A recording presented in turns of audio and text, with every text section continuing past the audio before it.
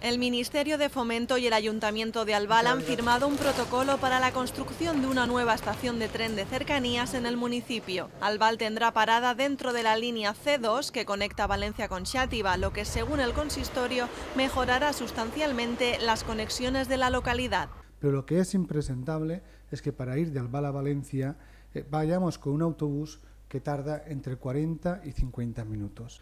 Una estación de tren es lo que da posibilidades a un municipio de desarrollarse económica, socialmente, demográficamente, y significa un nivel de potencialidades tan grande que marca un antes y un después en los municipios. Bueno, los estudios que hemos hecho de tiempo de recorrido, cuando tengamos terminada la estación, estamos en torno a 15 minutos. El proyecto de la nueva estación se licitará después del verano y será entonces cuando se fije el coste de las obras, los plazos de construcción y el convenio de la financiación que se repartirá entre Fomento y el Ayuntamiento de Albal. Por una parte, que el Ayuntamiento correrá con los costes de lo que es el edificio y con las instalaciones anexas, el aparcamiento, y nosotros haremos todas las instalaciones ferroviarias, que es la plataforma, la vía, los andenes, la electrificación i la senyalització. A l'agrupació d'interès urbanístic